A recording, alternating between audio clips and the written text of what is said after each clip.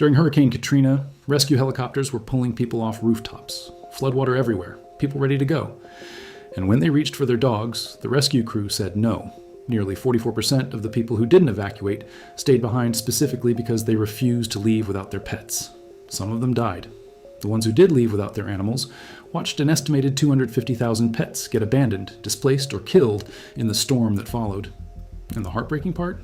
Most of those people thought they were prepared. They had food out, water in the bathtub. They figured they'd be back in 2 days. They weren't. Number one is something that costs under $10 on Amazon, takes 30 seconds to install, and most pet owners have never heard of. But firefighters look for it every single time they enter a burning building. Number 6 on this list is the one most people forget until it's too late and it's already cost them everything. And number 10, that one is a gadget that most people don't buy until after they've desperately needed it. Let's get into it. Number 1, a pet rescue window decal, the $10 item that tells firefighters your animals are inside. More than 40,000 cats and dogs die in house fires every year in the United States alone. Not from flames, from smoke inhalation, in the minutes before firefighters even know there are animals in the building. A Pet Rescue Alert sticker is a waterproof vinyl decal you put on your front window or door that tells first responders exactly how many pets are inside and what kind. Firefighters are trained to look for them. A volunteer firefighter writing about this on a Preparedness blog put it plainly. We do look for the stickers, and we do try to save the animals. What they can't do is look for animals they don't know are there. These are available on Amazon right now. Brands like I Heart Dogs, Elite Refuge, and several others sell packs of 4 to 6 decals for between $5 and $12. The better ones come with a writable surface so you can fill in the exact number of pets, a wallet card version you carry in your purse or pocket, and a key tag version for your keychain. So, if you're ever in an accident away from home, the first responder on scene sees immediately that someone needs to go check on your animals. The kit covers every scenario: fire at home when you're not there, medical emergency away from home, and evacuation situations where rescue personnel need to know what's inside before they enter. Put one on the front window nearest your door. Put one on the back. Update the number if your pet count changes. The whole thing takes 3 minutes. 40,000 animals a year die in scenarios where this sticker might have changed the outcome. Number 2, a hard-sided carrier. Open, accessible, and familiar. Not the soft travel bag you use for vet visits. Not the wire crate folded flat in the back of a closet. A hard-sided carrier with a latching door, large enough for your pet to stand, turn around, and lie down. Stored open somewhere. Your animal sees it regularly. During a fast evacuation, a wildfire moving toward your neighborhood, a gas leak, a flood warning at midnight, you have minutes. Cats hide under beds. Scared dogs bolt out open doors. If the carrier is already out and your pet is used to going in and out of it on normal days, you can load them in under 60 seconds. If it's in pieces in the garage, that window is already closed. One thing most people don't think about: put a worn t-shirt or blanket inside it, something that smells like you. In a high-stress situation, that familiar scent is genuinely calming to an animal and makes them more likely to go in willingly. Number 3, 72 hours of food and water. Packed, sealed, and separate from your household supply. Not a mental note to grab the bag of kibble on the way out the door. A sealed, waterproof container with 3 days of your specific pet's food inside it, next to a collapsible silicone water bowl, and enough bottled water to cover 3 days of drinking. The 72-hour standard is consistent across FEMA, the Red Cross, and emergency management guidelines throughout North America. Most disruptions resolve within that window. Most pet owners have none of this pre-packed. Dry food, stored in a sealed bag or vacuum pouch, stays good for up to a year. Collapsible silicone bowls weigh almost nothing and take up the space of a pancake. There is no good excuse for not having this ready. It takes about 15 minutes to put together the first time. Number 4, a 2-week supply of prescription medications, rotated every 6 months. If your pet takes daily medication for seizures, thyroid, heart failure, diabetes, arthritis, anxiety, a disrupted supply chain is not an inconvenience. It is a medical crisis. Veterinary clinics close during disasters. Pharmacies run out. Supply lines get severed. People who didn't think about this find themselves in day 3 of an evacuation with a dog who has congestive heart failure and no medication, and every clinic in the county is either closed or overwhelmed. Ask your vet for an emergency prescription specifically for your preparedness kit. Most will write one without hesitation. It is a normal and increasingly common request. Rotate the supply every 6 months so it stays current and usable. Number 5, a purpose-built pet first aid kit. Not the human first aid kit under the bathroom sink. A kit with gauze rolls, nonstick bandages, veterinary wound closure strips, antiseptic wipes, tweezers, styptic powder to stop bleeding from cut paws or broken nails, and activated charcoal for potential poisoning scenarios. Ready-made pet first aid kits are available at most pet retailers and online for between $20 and $60. What they prevent is the specific situation where it's 2 in the morning, you're 2 hours from the nearest open animal clinic, your dog has a deep cut from debris, and you're trying to improvise with band-aids designed for human fingers. The activated charcoal deserves a special mention. In an emergency displacement situation, dogs in particular get into things: debris, garbage, unfamiliar substances. Activated charcoal administered quickly after ingestion slows absorption and buys time to reach veterinary care. It does not replace treatment. It creates a window when you don't have one. Number 6, vaccination records and a current photo. Physical copies, waterproof, in the go bag, not on your phone. A physical laminated copy, or at minimum a Ziploc bag with printed papers, containing your pet's current vaccination history, microchip number, any medication list, your vet's contact information, and a recent photo. Your phone battery dies, your phone ends up in floodwater. Emergency boarding facilities, pet-friendly shelters, and cross-border crossings all require proof of rabies. Vaccination at minimum. Many hotels that accept pets under normal conditions require documentation during emergencies. Veterinary clinics treating an unfamiliar animal need medical history to do it safely. Here's the part that stings. After Katrina, the reunification process for displaced pets became a legal nightmare because most owners had no documentation proving ownership.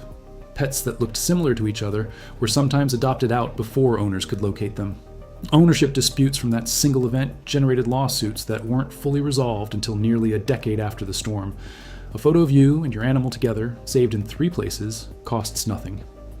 Number 7, an up-to-date collar with an engraved ID tag, but on the animal right now, not in a drawer, not on the collar you were meaning to replace. On the animal, today, with a current phone number engraved into the metal. Not a paper tag in a plastic sleeve that degrades in water, an engraved metal tag, and a chaotic emergency. Animals panic. They bolt through open doors, slip through gaps in fences, jump out of moving vehicles when a window is cracked. The collar with the tag is the fastest route back to you. Not every person who finds a lost animal brings it to a shelter. Most of them look at the tag first. Number 8, confirmed in current microchip registration. The microchip does nothing if the registry is outdated, and this is the gap that quietly costs people their animals every single year, long before any emergency happens. The chip gets implanted at the vet. It gets registered, then you move. New phone number, you forget to update the database. The chip still scans perfectly. It just leads to a dead number and an old address. The national databases most shelters and animal control officers check, PetLink, Home Again, Found Animals, AKC Reunite, all allow free updates online. Log in and verify your registration is current. It takes less than 10 minutes, and most people have never done it since the original registration. We're about halfway through the list. And if this is the kind of content you're into, the stuff that actually matters in a real situation that most pet channels just gloss over, it would genuinely mean the world if you subscribed, liked, and shared this video. It's the main way this channel keeps growing and keeps making videos like this one. All right, back to the list. Number 9, a confirmed buddy, someone with a key and a plan. This one feels too simple to count as preparedness. It is not simple. It is the only solution to a specific scenario that happens constantly during real emergencies. You are at work, the disaster unfolds at home, and you cannot get there. Roads are blocked, you're an hour away, you're in a hospital. The only thing that saves your pet in that scenario is a person who already has a key, already knows where the carrier is, already knows your dog's name and how they behave when scared, and has agreed in advance to go get them. Not a person you're going to call and ask in the moment, a person who already knows the plan. That conversation should happen this week, not eventually. Number 10, a GPS tracker, the kind that works on cellular, not just Bluetooth. This is the one worth looking up on Amazon tonight. Not an AirTag, not a Bluetooth tracker that only works within a few hundred feet of your phone. A cellular GPS tracker, brands like Tractive, Fi Series 3, or Petlock 8, that sends your pet's real-time location directly to your phone from anywhere, as long as there's cell signal. These devices attach to a collar, weigh almost nothing, and have gotten dramatically better in the last 2 years. Tractive's Dog Tracker, for example, gives live location updates, geofence alerts that notify you the moment your animal leaves a defined area, and a dedicated escape mode that increases update frequency to every few seconds when your pet is actively moving away from you. In an emergency evacuation, where your dog slips the leash in an unfamiliar parking lot at 3 in the morning, this device is the difference between a terrifying 2-hour search and a 2-minute walk in the right direction. Most of these run between $40 and $120 up front, plus a subscription of around $5 to $15 a month. It is one of the most underused tools in pet preparedness. Almost nobody has one until after they've needed one. Number 11. Sanitation supplies. Enough for 72 hours without infrastructure. Waste bags, a portable litter tray with litter if you have a cat, hand sanitizer, a small bottle of pet-safe disinfectant, and paper towels. This sounds basic. It is basic. And it is also the thing that determines whether you remain welcome in a shared emergency space. A shelter, a friend's house, a hotel parking lot. Pet-friendly accommodations have limits. People sharing a cramped situation have limits. One unmanaged mess in the wrong. Location gets you asked to leave. And in a displacement situation where your options are already narrow, that is a serious problem. Maintain clean and controlled sanitation for your animal from the first hour, and you retain access to the spaces that make the difference. Number 12. A fixed-length leash and a backup. One in the go bag, one by the door. Not the retractable. A fixed 4 to 6 foot leash that keeps your animal close and under your direct control. In an unfamiliar environment with noise, crowds, other animals, and everything your dog has never encountered before, a retractable leash gives you almost no control over an animal already running at the edge of panic. A fixed leash keeps them in your space. The backup exists because the leash you walk with every day will not always be in the go bag when you grab it and run. 2 leashes, different locations.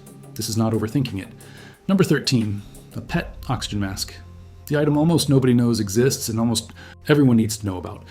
House fires are the most common household emergency in North America by a significant margin, and smoke inhalation is the primary cause of pet fatalities in those fires, not the flames.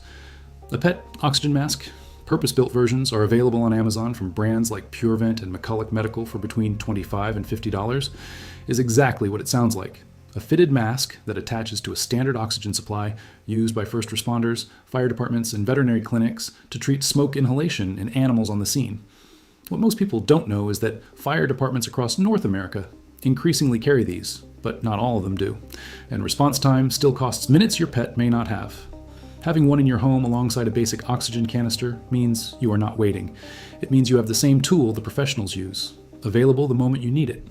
These masks are also used at home for pets with respiratory conditions, collapsed trachea, congestive heart failure, feline asthma, making them useful long before any emergency. For under $50, this is one of the most overlooked items on this entire list. Number 14, a pre-confirmed evacuation destination, called in advance, not assumed. Most public emergency shelters do not accept pets. This is true across the United States, Canada, the UK, and most of Europe. It has been true for decades. The PETS Act, passed in the US in 2006 after Katrina, requires state emergency plans to account for pets in evacuation planning.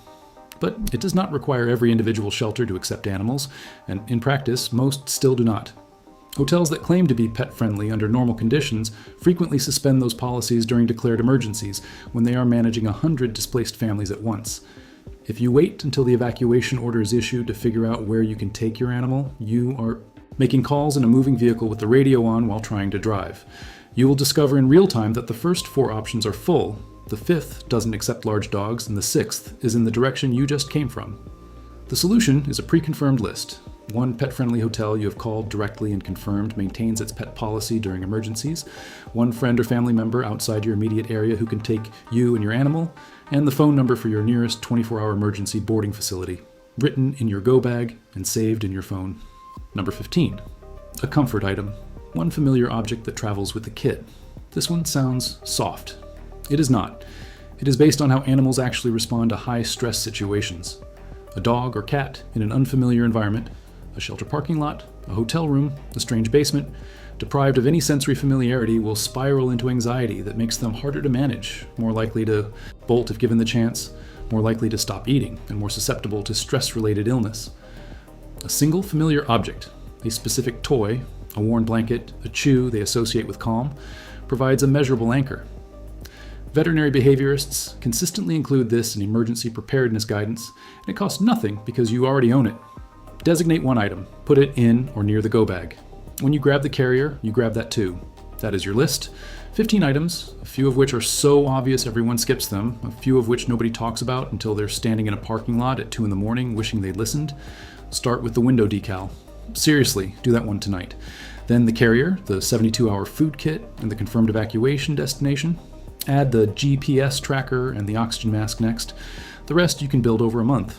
When you actually need this kit, it should already be sitting by the door. That's it for today. I hope you learned something new. And I'll see you in the next one.